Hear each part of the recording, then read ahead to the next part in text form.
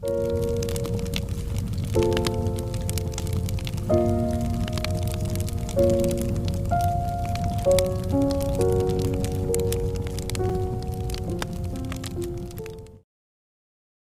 and welcome to the first full length episode of Beyond Hell podcast.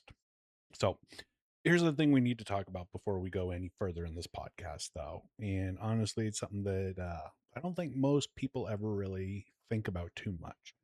And it all has to do with the one word hell. Now, what some people are aware of, but definitely not many, is that the word hell is not actually in the actual Bible. It's not in the original Hebrew, it's not in the Greek, it's just not there. So, let me switch screens here really quick. So, what exactly do we mean when we say hell? Especially if the word hell is not actually there in the original biblical text. What is there instead are all these different words: Gehenna, Hades, Tartarus, lake of fire, outer darkness, eternal fire, Sheol, furnace of fire. And those are just a few. There's a lot more that people think conveys the notion of hell. Frequently, though, different authors use different terms.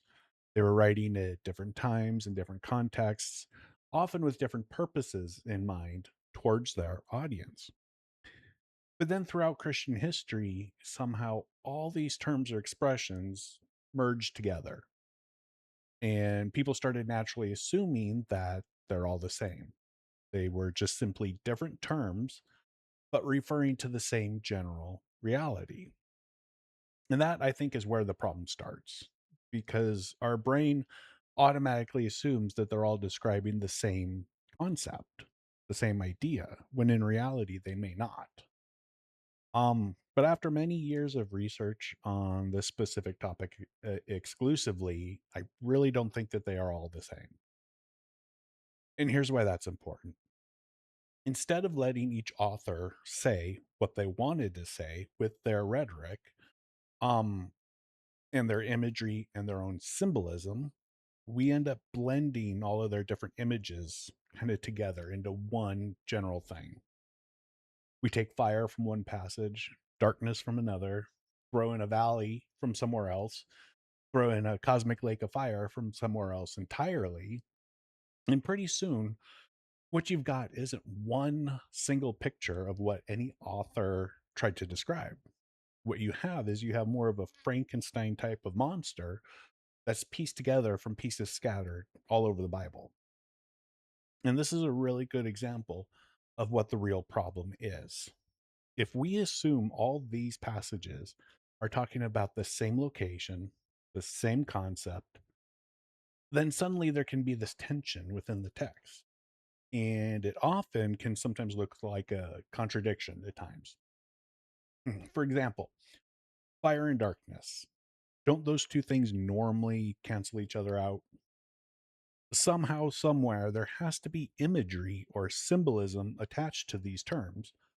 Otherwise, there absolutely would be tension between fire and darkness because you can't naturally have both together.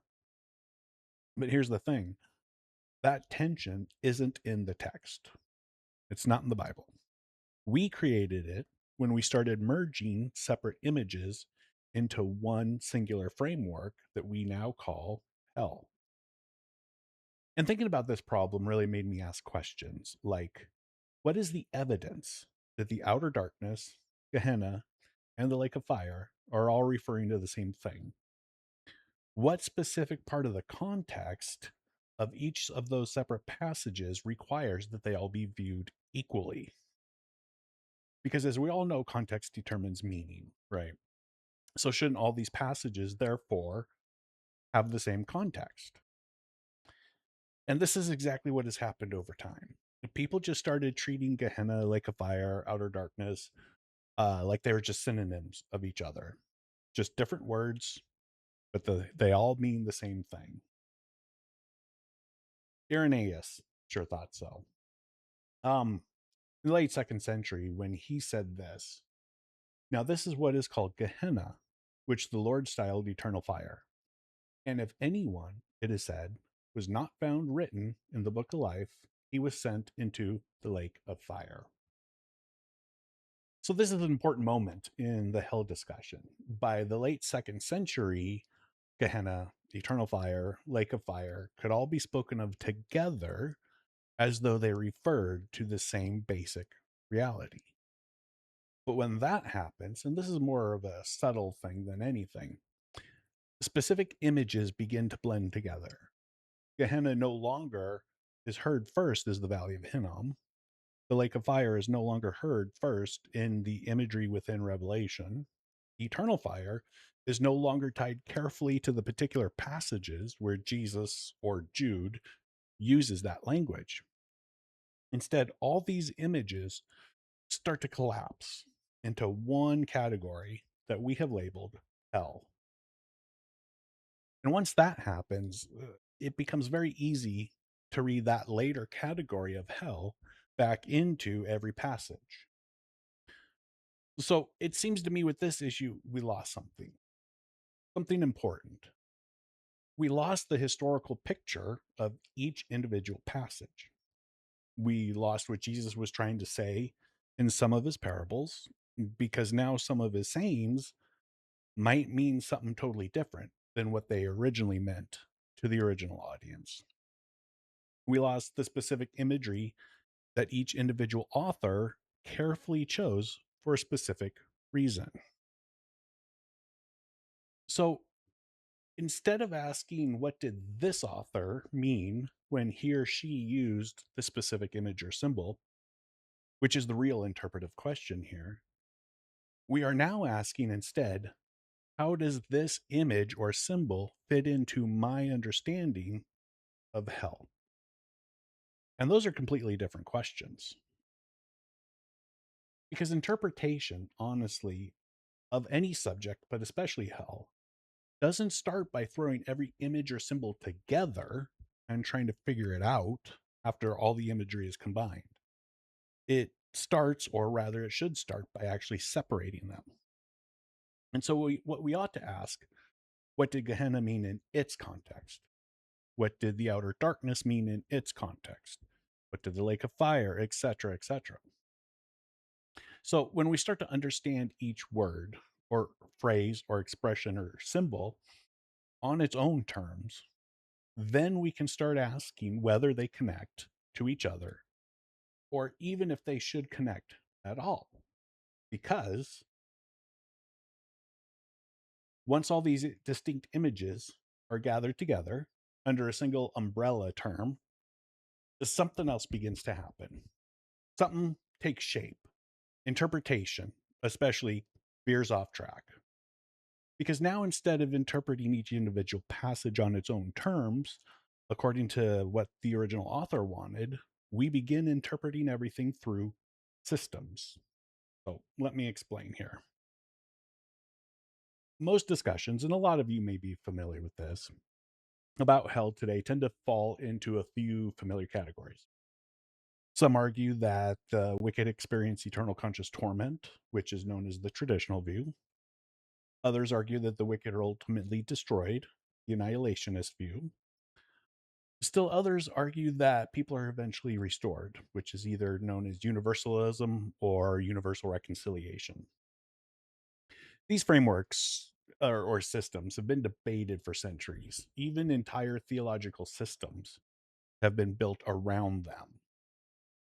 But here's the critical point that I think plagues the hell discussions today. Specifically, these three systems often become our starting point rather than our conclusion. In other words, instead of beginning with a blank slate and asking, what does this passage mean in its original context? We often begin with predefined set of three possible options and ask, which of these three options does this verse or passage support? It becomes a kind of sorting process, really. This verse goes here, that verse goes there, etc., and so on. Now, for example, this slide here focuses only on Gehenna, but this is kind of what I mean. We interpret passages according to our predefined systems. This is especially clear, though, when we change it to all terms, which generally looks something like this for most Christians. I'm overgeneralizing here, but I'm not too far off. And this isn't meant to be a comprehensive list, but it's simply meant to be an example of how we typically look at the topic of hell. So, what happens is that whichever one of our views seems to be the best representative of a verse, here, like the traditional view, we end up thinking that's what the entire Bible says about that one topic of hell. We then force all passages into that one view that we think the Bible describes with one voice. Now, if a passage doesn't seem to fit neatly anywhere, or whatever, or is difficult, we often reinterpret it until it does fit our particular system. Maybe we'll set it aside until we reach our own conclusions, but then we come back to it and then we put all those verses within one particular viewpoint that we think is correct. But if you think about it, using this manner of interpretation, the system becomes what's most important. Not the verse, not the word, not the term, not the symbol, not the original language, nor the original context. The system is what is important and what drives interpretation. So, as you can see, this creates kind of a subtle but significant reversal for how we're supposed to interpret the Bible. Because historically speaking, anyway, theological systems were originally developed in response to the biblical text. They were attempts to explain what people believed the text was originally saying in the first place. Our exegesis informed our theology at the beginning. But throughout church history, those frameworks or systems took on a life of their own. And when that happened, the direction of interpretation can quietly and sometimes subtly reverse. Instead of theology emerging from our strong exegesis, our theology now informs our exegesis. And then it becomes really hard for us to see anything outside those three general theological boundaries of hell. Then even the questions we ought to be asking begins to change. For example, what we're supposed to be asking, what is this literary image or symbol referring to? Right? Next, this literary image, but what we end up doing instead is we end up asking, does this literary image or symbol support the traditional annihilationist or universalist view? As I'm sure you can kind of imagine, the biblical authors weren't necessarily writing to answer those particular questions or even address that particular theology. They were speaking to their own audiences in their own time using imagery and symbols and language drawn from their own historical, literary, and even symbolic world. And so if we want to try to understand these terms, and we often use interchangeably with hell, we also need to recognize that how we understand symbols or imagery may not be how the original audience understood those same symbols or imagery. We need to stop asking this last question and go back to asking the first question. Now, in the last episode, I explained the purpose behind this podcast and explained that my focus is going to be largely historical and rhetorical as well, while looking carefully at what ancient texts meant in their original context, before the later assumptions shaped how they were generally understood. Today, however, we're talking about how to read the Bible, which honestly I think may be an even bigger question. Because many of you may have heard this metaphor before, but the reality is that none of us reads the Bible in a vacuum. We all bring a certain lens to the text. All of us do.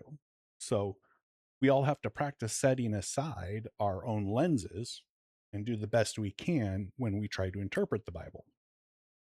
Of course, none of us are going to be perfect, right?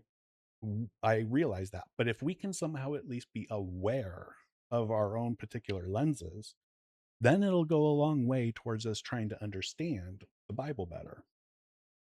Because whether we realize it or not, most of us inherit a specific theology of hell long before we ever begin examining the text ourselves.